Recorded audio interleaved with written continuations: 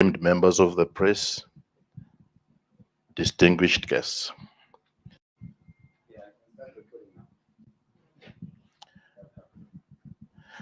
Ladies and gentlemen, esteemed members of the press, distinguished guests.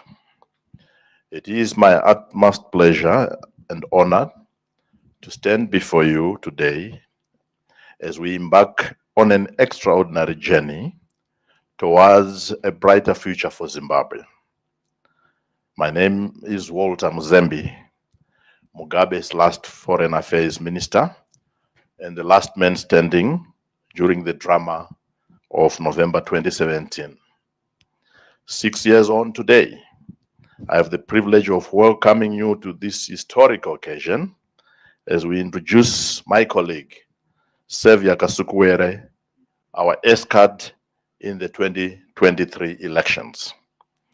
Our destiny has been tied for the last 2 decades in jubilation as we won several cycles of elections together, in glory as we celebrated different cabinet deployments, in danger as we fled from persecution, in adversity as we lived in exile, and now in our dual calling to rescue our glorious revolution now off the rails in ZANU-PF, our mother party, and in the ultimate calling of serving the people of Zimbabwe and leading them in this exodus from fear to hope. Our locus standi in the perennial Zimbabwean question presents us as agents of regeneration and renewal of our revolution and our country. And we're fighting entitlement and family and acolyte state capture of our great country and seek to reassert the power of the people as it was in the beginning in 1980 when we were founded as a state. In our great nation's history, there has been remarkable leaders who have fought tirelessly for the empowerment and progress of our people. Today, we gather here to present a leader who embodies the spirit of resilience and determination and an unwavering dedication to the Zimbabwean cause. Allow me to share with you some of the notable achievements and qualities of Kasukuwere. Throughout his illustrious career, he has served our nation in various capacities, including his remarkable tenure as Minister of Youth Development and Indigenization and Economic Empowerment. During this time, he was trusted to lead the empowerment agenda for Zimbabwe. He has been Minister of Environment, a portfolio that was very close and dear to me when I was Minister of Tourism. And in this role, he championed the protection of our environment and its integrity. His last deployment before the coup was as Minister of Local Government and Public Housing. And in this assignment that he must complete through the higher office that he has answered to, he had begun to exercise some very serious footsteps in making sure that every Zimbabwean owns their share of housing and real estate in their lifetime.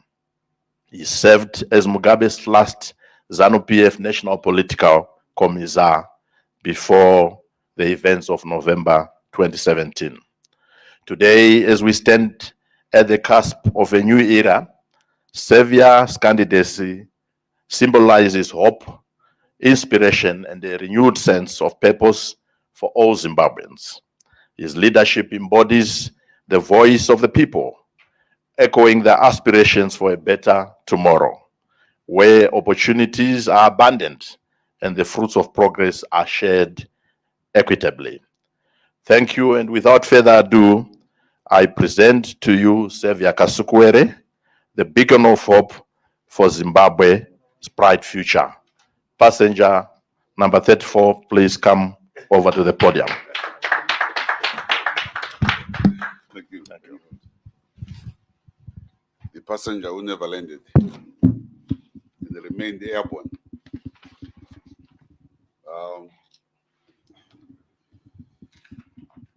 Colleagues, ladies and gentlemen, thank you very much, Walter, for that humbling introduction. I want to welcome you all this afternoon as we engage, especially with this very important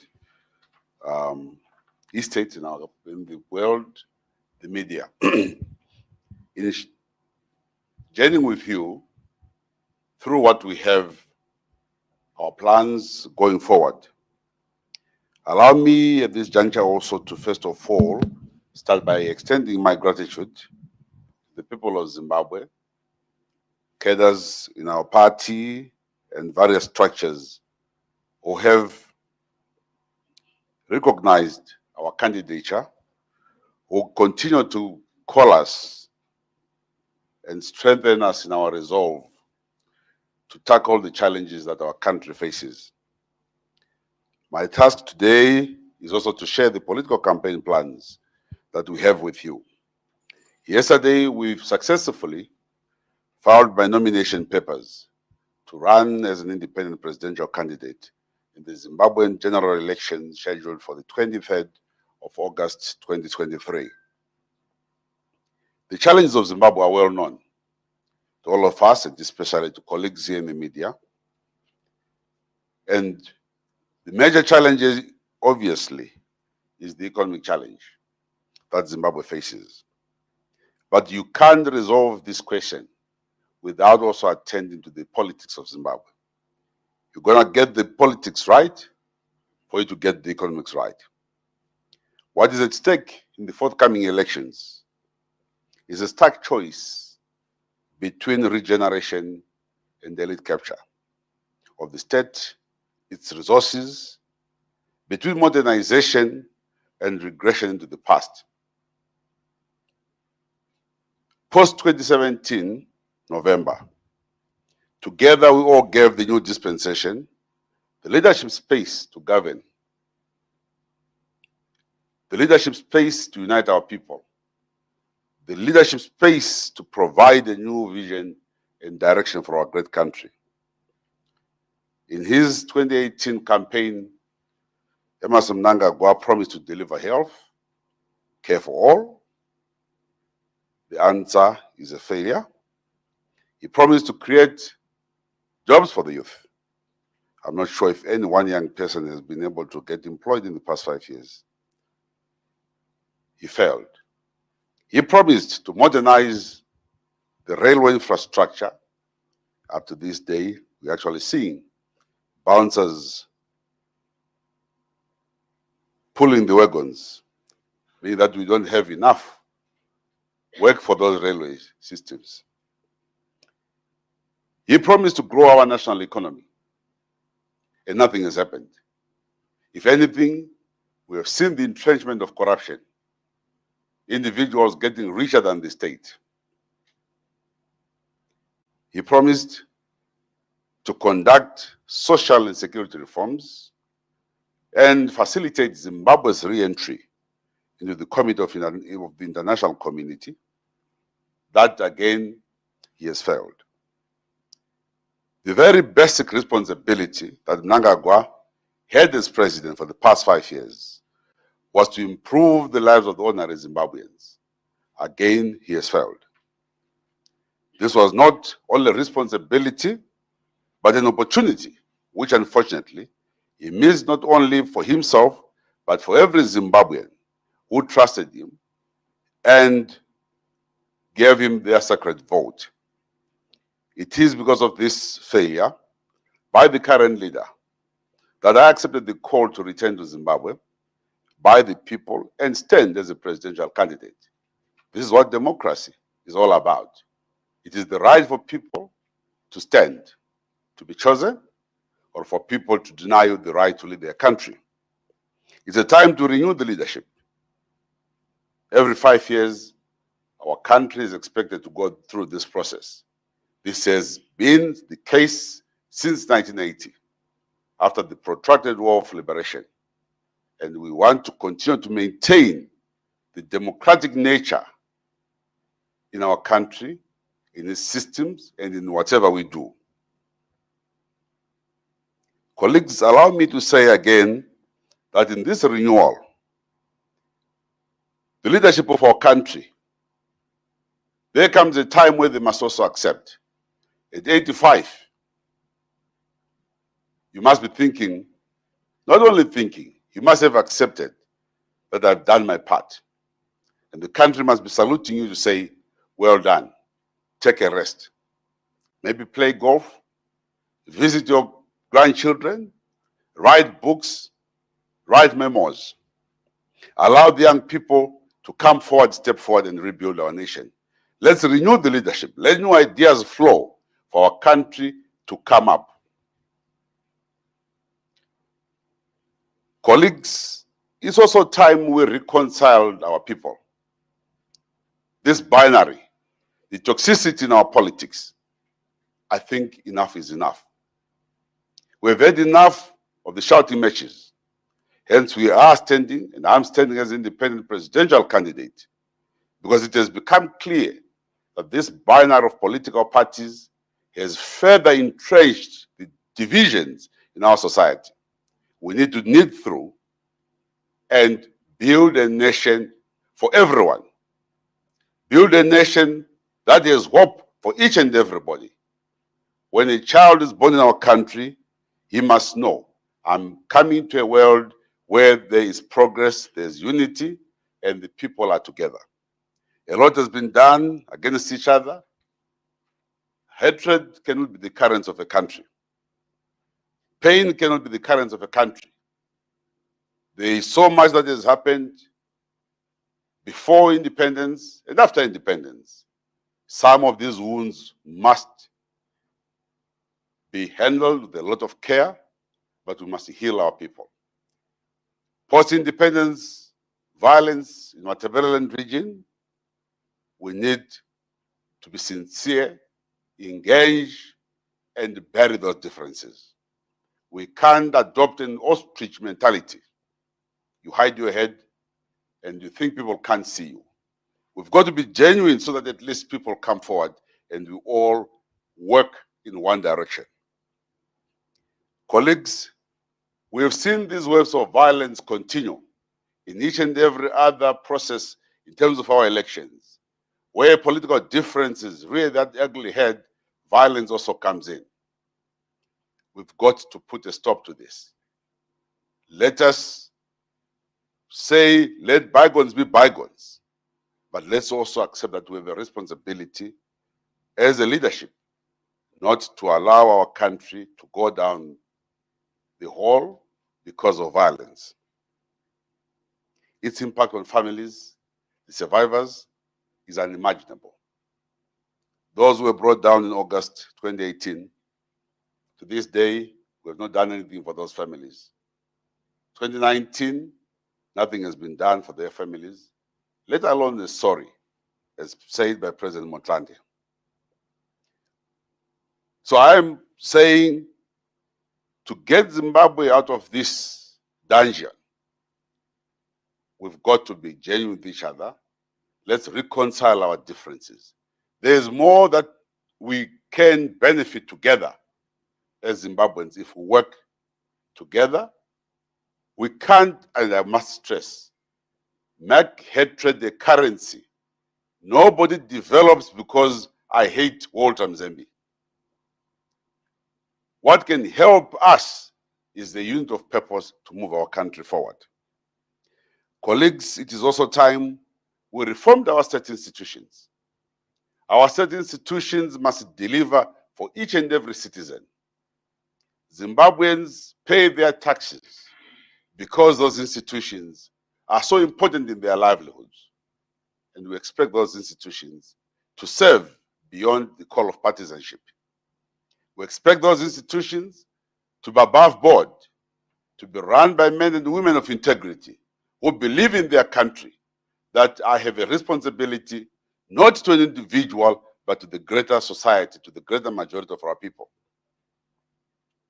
Be it in the judiciary, be it in the defense forces, be it in the police, be it at the hospital, across the length and breadth of our country, we must have institutions that serve our people of Zimbabwe. Colleagues, the state of our economy has rendered a lot of our people to become destitute. The state of our economy has pushed a number of our citizens beyond our borders. Some have gone to the Americas. Some have gone to Europe, some in the region. Highly educated Zimbabweans with great skills have left our country and to try and seek life beyond their borders. I've been discussing with my colleague, Dr. Mzembe. I said to him, Dr. Mzembe, as I embark on the campaign in Zimbabwe, please start working on an architecture of how we can bring back the skilled manpower in Zimbabwe that is beyond our borders. Let's work on a plan of the journey back to Canaan of many of our citizens so that they come and make a contribution to their beloved country. We're not in any way minimizing what they're doing beyond their borders, wherever they're in South Africa, but also recognize the pain that many of them go through on a daily basis. Hence, we've taken this step to put our hand up and say, we are in the election, we are going to participate in these elections, whether we survive or we die, it will not be in vain. We want to bring together all the Zimbabweans, form a government of national unity that is aiming at only one objective: get Zimbabwe out of the hoods, get Zimbabwe out of the dungeon. Let us build an economy, an inclusive economy. Let's resolve the challenges of isolation, the challenges of sanctions, so that we give our economy a chance to survive. This can be done by people with a vision. We want to see young people in our country having hope, where they can write application letters and say, I beg to apply for a job, I beg to apply to become a member of your institution, and they can also start earning a decent salary. We now have a country where each and everybody, young people, as they come up, they think willing and dealing is the art of survival. We need to put that beyond us, in fact, behind us, and start creating conditions where there is a future, there is stability and hope for each and every young person as they come up. In so doing, also saying, as we revive our economy, is the economy is not for a cabal. The economy cannot be held ransom by a few people. Let's open up. Let us do away with the cartels. Allow more citizens to have a play. Because I'm not part of your team, therefore you can't exploit the lithium in my country, in our country. Because you don't support me, you therefore don't qualify to benefit from such and such resources available in our country. No. So we will be engaging with business because we want business to thrive. We also want to ensure that in this process of building a sustainable economy, our people come first. Zimbabweans must be at the core face of helping in the revival of a country. You can't subcontract that responsibility to any other nationality. Let's welcome those who come to our country to work with us, but we also expect maximum contribution to work ethic of our own people as Zimbabweans to make a difference. Colleagues, the economy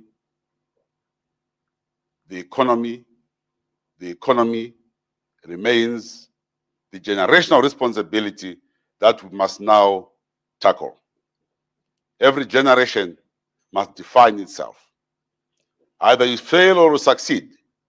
We can only determine and see what type of a generation you were if you fail on this duty today, which is to say, build an economy that will stand years after you are gone. If we fail in that responsibility, shame on us. So we want an economy where we leave nobody behind. Every Zimbabwean is entitled to play their part in building our economy in their fields of endeavor, either in arts and sports. Let's see Zimbabweans flourish. Let's get our nation back again to basics. And my call in terms of the economic challenge, the young people of our country must get engaged. We have lost generations due to drug and substance abuse. Many young people today spend their days and time sniffing glue, taking hard substances to while up time. But what are we doing? We're actually destroying this huge resource and potential that we have. So the economy, and the economy, that is where the challenge is. And we want to stress that it is the farmer, it is the miner, it is the manufacturer who must now carry the baton. Let's get more industries working. Let's get young people involved in mining. Let's have institutions that we fix to serve and train our young people. We want to see the equal amount of agricultural colleges we have in our country. There must be, again, have an equal amount of mining training institutions to give our young people to participate in extracting that resource. Yes, we welcome foreigners to our country, but we'll be even more happier if our own young people get to grips with this responsibility, and the state must facilitate that. I say so because I think there's a lot on our statute books that we must look at. Just a few weeks ago, our parliament was busy working on the patriotic bill. Now, you don't buy patriotism. You don't legislate for somebody to be a patriot. Let's revise, let's review the Mines and Minerals Act. What does it say about the small-scale miner? You spend 5 years writing a law to say don't speak when you're outside the country. When you're actually sitting on a piece of paper legislation that is impoverishing your people. Legislators must be a bit more serious, and I hope and trust that this next legislature will be of men and women who look at the future and not at how much you can punish your own fellow citizens. Colleagues, lastly, we must rebuild our economy. We must rebuild our infrastructure, our dams, our power stations, our roads and rail networks. So we unleash the great potential in our society and our people. This is not going to be a journey that's going to be easy. We're not doing it because it's easy. We are doing it because we believe in the cause. Thank you very much.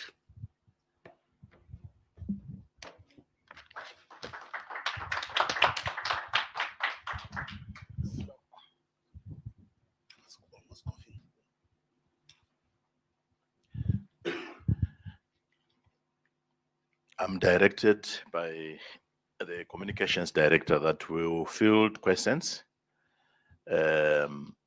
inside this room, but they will not be exclusives. So we'll field questions from where we are, but they will not be exclusives one-on-one. Please just take note of that. And with this, I think we can shoot. Thank you.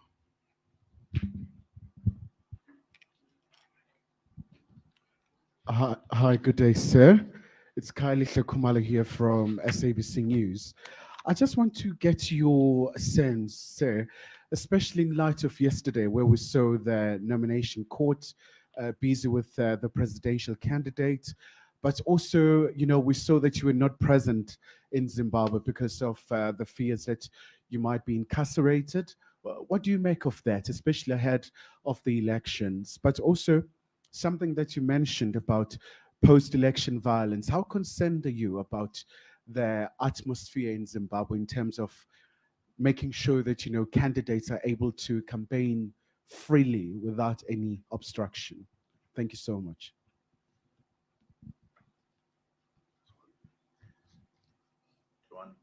us to respond to one question at a time, or we'll take and three and answer if they There's only question. okay. Seeing yes. Yes. Oh, okay.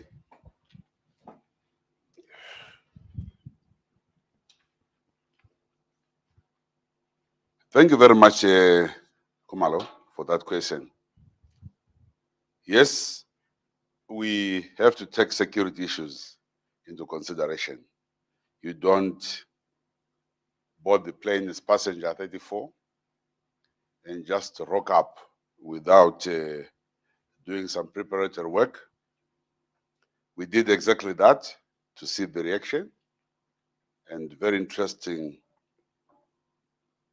results came our way. But we trust that now that we're in an election period, you can't weaponize institutions against your opponents. I'm sure this is an election that everybody wants to proceed smoothly so that the outcome is not contested, so that we allow our country to be back on the international stage, and we, the participants and contestants, are all able to say, this was a good election, with a good fight, but at the end of the day, we are still brothers and sisters. So yes, we're concerned, we're still very concerned, and we will be raising these issues with the relevant institutions. We have our SADC body, we have the mediation, the monitoring teams that will be coming to our country. It's important that every contestant is protected, is secure. Now what we have in Zimbabwe is a caretaker president. We are all equal now. The only day that will have a difference between myself, Mnangagwa, and Chamisa, I don't know the others, but these other two, I think they're somewhere behind my numbers, is after the 23rd of August. After counting, and somebody has emerged, and we know will be emerging very strong, then we can start arresting others if you want to arrest others. But the game is not about arresting people. Let's go to the ground and campaign. Let's tell the people what we can do or that which we can't do. The question of post-election violence again, it is how we conduct ourselves from day one that will determine what happens at the end. Let's ensure that there is fairness. My appeal is to the Zimbabwe Electoral Commission, which has a very important responsibility of conducting our elections, to do so honorably. Your third question again was on candidates, Kumalo? Or I've answered you. Maybe just an additional question.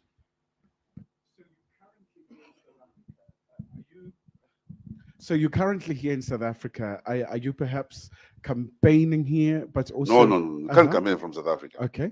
South Africa is not in an election season. In South Africa, we'll have its elections next year. So if I'm going to be invited to come and campaign for some friends or so, well, I'll come and do that. But I am on my way to Zimbabwe. I'm going to be in Harare and visit each and every district in my country.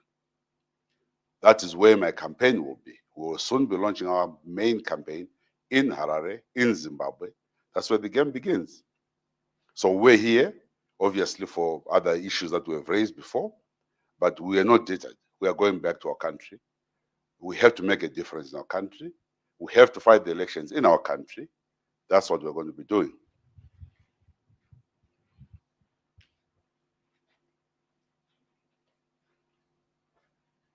Next question.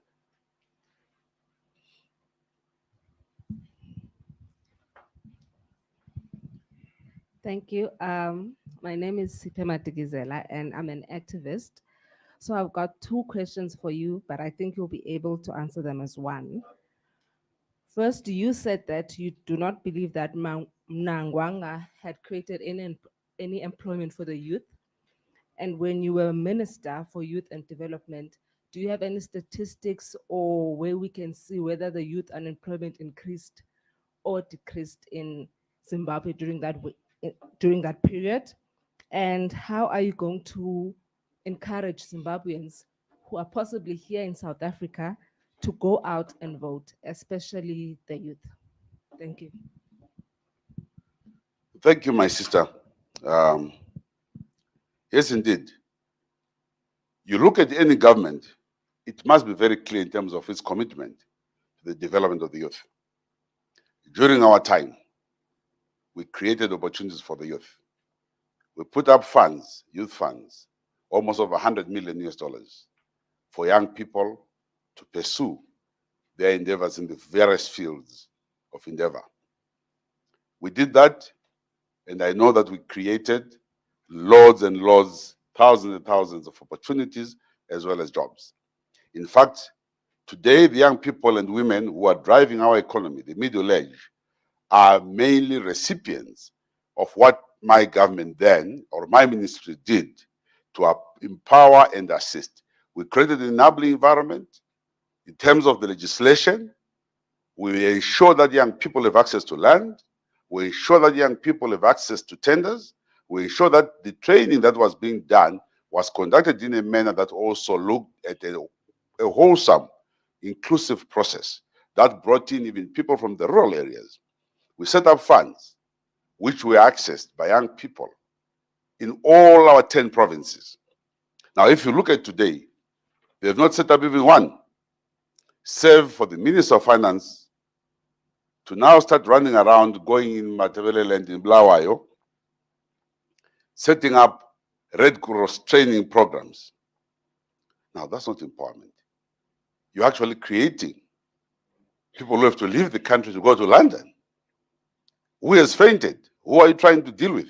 What are you trying to deal with? The Minister of Finance must have been in the forefront of setting up a funding mechanism to give our young people hope and an opportunity to get themselves involved in the economy.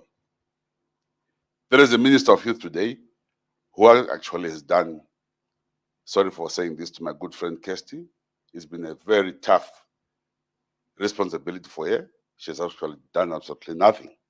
Nice young girl, but she doesn't understand what has to be done. We're talking about a hard-hit area where you need people who work hard, who roll their sleeves and get the young people, the youth, out of the streets. Now look at the numbers in terms of drug abuse, substance abuse. It's been creeping up because there's been no concomitant support for young people by the state. So if ministers can have $500,000 facility for homes, each minister and about 30 ministers, why not have those funds set aside for each and every province to empower young people? If you can give a house to somebody who's 65 years old to pay a mortgage, at what point will that person be able to complete that mortgage? Rather give that facility to young people. That's what we did. So this is a major difference. And I'm saying on that score, yes, Mnangagwa has failed. He has no knowledge of how to do it.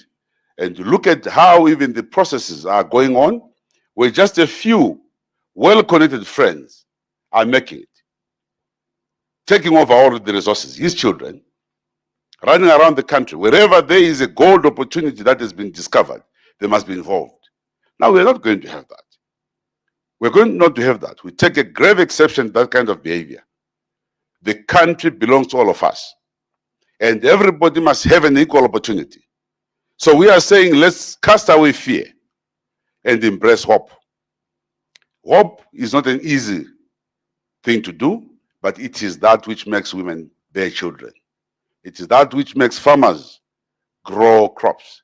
If they had no hopes, they will not be able to do what they're doing. So we are planting the seed of hope in our society, especially also among the young people, to move them forward. And this also goes to those Zimbabweans who are in the diaspora, who are in South Africa. Clearly, we want them back home, and they'll have to be back home. At times, they're running battles, fighting groups who are saying these people must get out of our country. They are not here because they love to be here. They are here because of the circumstances. So we have a responsibility as a leadership to try and assist in creating opportunities for our people to also succeed in the countryside. Why is it that it's only Zimbabweans who are in Malawi, who are in Zambia, who are in South Africa, who are in Mozambique, who are in each and every restaurant? I haven't seen a South African in our restaurants except those who are visiting or bringing their musical teams in Zimbabwe. It's because something is happening for your people here. We want to do exactly the same because we can't allow this kind of shame to continue on our people. We are a very proud people, actually, and we need to actually start doing the right thing to ensure our people live better lives.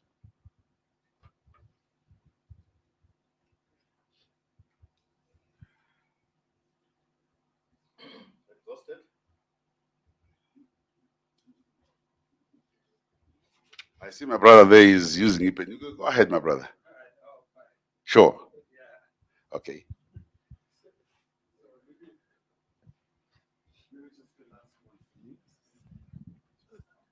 Okay.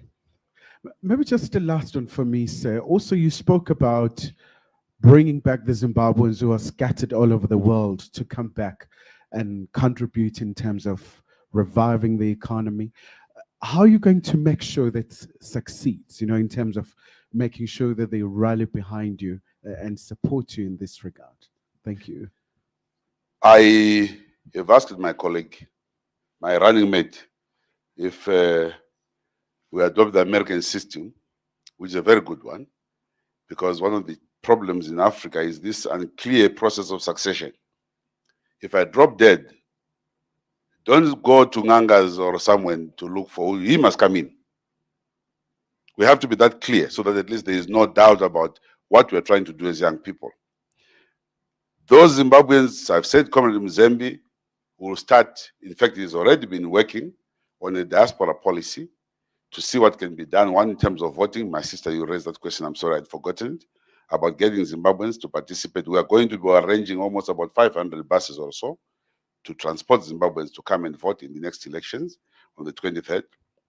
Secondly, Dr. Mzembe has a very able team which is working with to create a database of Zimbabweans from various stations in life to bring forth their ideas and hopefully to be part and parcel of those who will also come in to jumpstart our economy and bring those skills that they've acquired. I think it's a very painful exercise for any country to spend millions of dollars or thousands of dollars yearly on our young people, on individuals, but after graduating, they leave the country to go and work elsewhere. Now, that kind of investment is a lost investment. So, as we invest in our education, we must be clear that these resources that we have built in our country will also be used to grow our economy. So, it is important that and imperative that Dr. Mzembe works on this plan, and which plan I'm sure he will do and successfully execute. He actually was one of the key players who crafted our diaspora policy when he was environment minister.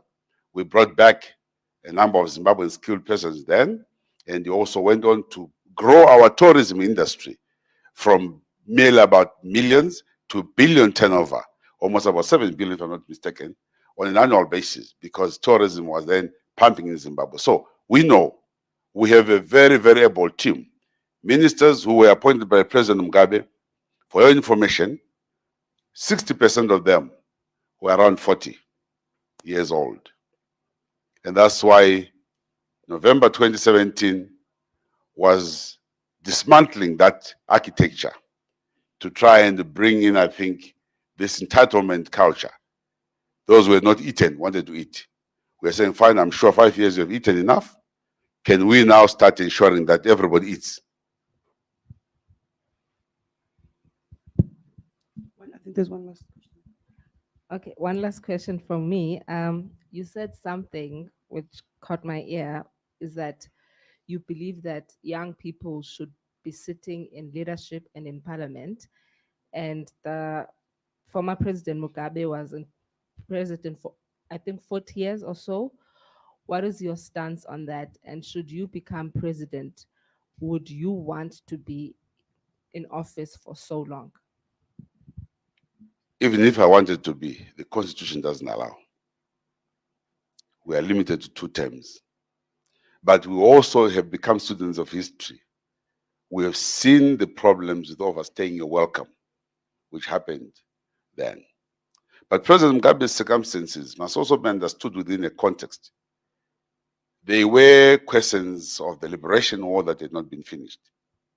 We urged him on to complete the task of the land reform program. He often would say that even the late Joshua Nkomo said, Robert, I'm now dying, but I want you to complete this journey. The land must come back to the people of Zimbabwe. And he did that. Perhaps he was the best to do that, because we have seen some of them, shaking, talking too many numbers, billions of dollars to compensate this, to do that. We wanted to be clear that the land belongs to the people of Zimbabwe, so that they also become part and parcel of the economy, because the land is the economy and the economy is your land. His age factor, agreed. One thing I must accept, he was old, but his mind was very young. He was smart, he was well read, he kept himself abreast, and he knew exactly what must be done. But politics being politics, he stayed on for a bit, just too long. But what I know, and from discussions I had with him, in August 2017, for over 7 hours, the two of us sat together. He said, Kasukuwere, I'm on my way out. I now want to rest. I've done my part. We wanted President Mugabe to go in dignity. That's where we have a major departure within the party. We can't allow any leader to be humiliated. We grew up in the youth league. We know what it means to be disciplined members of cadres of a movement. One thing you don't do is, when you have a leader, you abuse him, you dump him. That becomes a chronic and recurring process. That becomes very embarrassing for a country. When a leader has done his part, treat him with respect and let him rest. Because there is no leader without supporters. If you treat him badly and he reacts also, he can cause disturbance in the country. So we felt President Mugabe deserved an honorable exit. He had done a good job, albeit he had overstayed a bit, but he had to be respected. He was the founding father of our country. We don't like how he was treated. We don't like how he was buried. We don't like where he died. For once he said, here I was born, here I shall die, and here I shall be buried. He believed in his country. He believed that he was a Zimbabwean and had fought for it. We will respect Comrade Mnangagwa. Mnangagwa will respect him. We will respect the generals, those who have served our country with dignity. We want to ensure that we respect and retain their dignity. But the country must move forward. So the young people must come in parliament. Young people must come in government. Look at the Rwandese government. President Kagame has with him 40-year-olds, 50-year-olds. When you're at 60, you must be talking about a pension. My brother is getting close to the 6th floor, so I'm sure he will start getting ready for it. You'll be offloaded. But you can't want to drive a process at 8 years. I mean, it's just unacceptable. Even the body doesn't allow it. Why are you pushing yourself? You want to just be known as, it's even better to be a respected statesman at over 80 than one who gets dragged out of the office by the people. And this is essential in terms of communicating to our leadership and to those who are in offices. When they leave, they must live with respect. How we treat them is also important as citizens. Let's give them the respect. But don't overstay your welcome, because you'll be hurt. If we retire people most of the time, 65, everyone becomes a pensioner. Now, when you're at 85, you are 20 years into extra time. Even soccer or golf, you don't get that much time. So we want Zimbabwe now, parliament, institutions, the boards, the civil service, to be run by an efficient and young generation. This generation which can't use computers, which still believes in long handwriting, must go and write their memos and allow the youngsters also to come up. This is not, it's not an individual's decision to say, I just want to remain in charge of this country.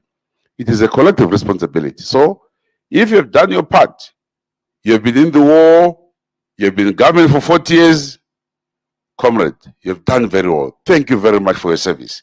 We really, really like to thank you very much. But it's time up. We have to call the umpire. The referee has to say, the game is over. Let's move on. Thank you very much. So thank you very much. I'm sure in the ensuing days before the candidate 34 or passenger 34 embarks on the journey back home, you will be having your opportunities for one-on-ones. But for today, we wanted to just fill the questions here and with your gracious permission, allow us to now depart. I'm your convening chair, Dr. Oldham Zembi, and blessed day to all of you. Thank you.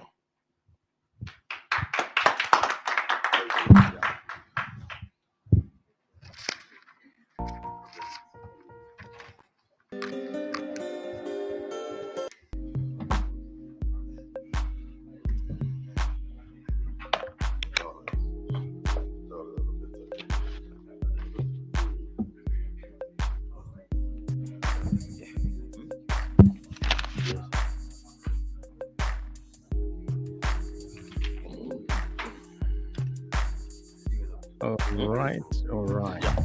Yes, we have just been listening to Xavier Kasukuwere there and his vice president, Oldham Zembi, right here on Zim Daily, on Zimbabwe Daily, today on a Thursday. Thank you very much for tuning in. Bye.